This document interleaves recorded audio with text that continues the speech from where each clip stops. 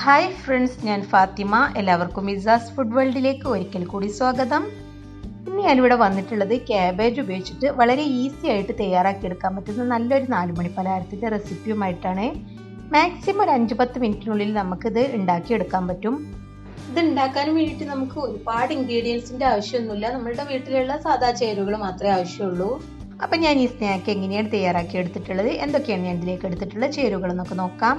അപ്പോൾ ഇത് ഉണ്ടാക്കാനും വേണ്ടിയിട്ട് ഞാനിവിടെ ഒരു ചെറിയ കഷ്ണം ക്യാബേജ് ഇതുപോലെ ഒന്ന് അരിഞ്ഞെടുത്തിട്ടുണ്ട്.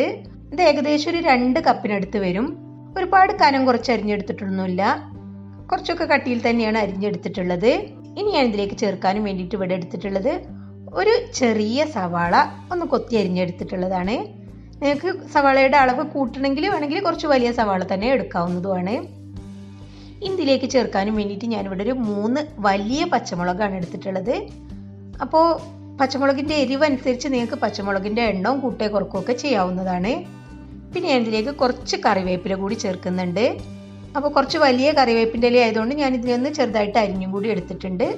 ഇനി നമുക്കിതിലേക്ക് കുറച്ച് ഉപ്പും കൂടിയും ചേർത്ത് കൊടുക്കണം. ഇനി നമുക്കിതിനെ നന്നായിട്ടൊന്ന് കൈകൊണ്ട് നന്നായിട്ട് ഞെരടി ഇതിലെ വെള്ളമൊക്കെ ഒന്ന് വരുന്ന രീതിയിൽ നന്നായിട്ടൊന്ന് കുഴച്ചെടുക്കണം.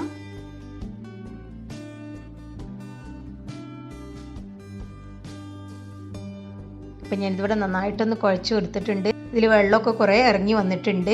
ഇനി ഞാൻ ഇതിലേക്ക് ആദ്യമായിട്ട് ചേർക്കാൻ പോകുന്നത് ഒരു 1/4 കപ്പ് മൈദയാണ്.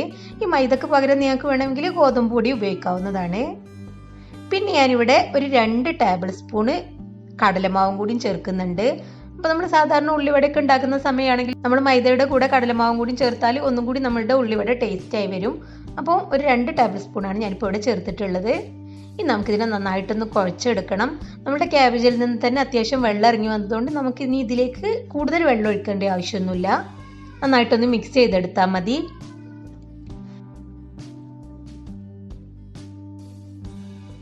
ഇപ്പം ഞാനിതിവിടെ നന്നായിട്ട് മിക്സ് ചെയ്തെടുത്തിട്ടുണ്ട്. ഇനി നമുക്കിതിനെ ഫ്രൈ ചെയ്തെടുക്കണം. അപ്പോൾ നിങ്ങൾക്ക് വേണമെങ്കിൽ സ്പൂൺ ഉപയോഗിച്ചിട്ട് കോരി ഇട്ടിട്ട് ഫ്രൈ ചെയ്തെടുക്കാവുന്നതാണ്. അല്ലെങ്കിൽ ഇതുപോലെ കയ്യിൽ വെച്ചിട്ടൊന്ന് ജസ്റ്റ് ഉരുട്ടിയെടുത്തിട്ട് ഇതുപോലെ ഒന്ന് പ്രസ് ചെയ്തെടുത്തിട്ട് ഒന്ന് ഷേപ്പ് ചെയ്തെടുത്തിട്ട് പൊരിച്ചെടുത്താലും മതി. അപ്പോൾ അത് പൊരിച്ചെടുക്കാൻ വേണ്ടി ഞാനിവിടെ അത്യാവശ്യം ഓയിൽ ചൂടാക്കാൻ വെച്ചിട്ടുണ്ട്. ഇനി നമുക്ക് ചെറിയ ചെറിയ ഭാഗങ്ങളായിട്ട് ഇതിലേക്ക് ഇങ്ങനെ ഇട്ട് കൊടുക്കാം.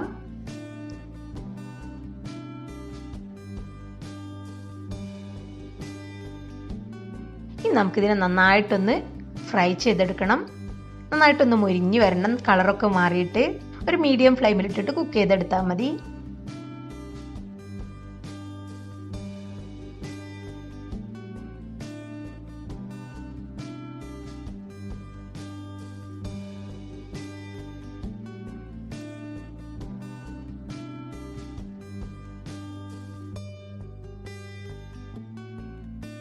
അത് ഏകദേശം കളറൊക്കെ മാറി നന്നായിട്ട് ഫ്രൈ ആയി വന്നിട്ടുണ്ട്. ഇനി നമുക്കിതിനെ എണ്ണയിൽ നിന്നും കോരിയെടുക്കാം. അപ്പോൾ ക്യാബേജ് ഉപയോഗിച്ചിട്ട് വളരെ ഈസി ആയിട്ട് തയ്യാറാക്കിയെടുക്കാൻ പറ്റുന്ന ഒരു ക്യാബേജ് വടയുടെ റെസിപ്പിയാണ് ഞാനിപ്പോൾ ഇവിടെ കാണിച്ചത്.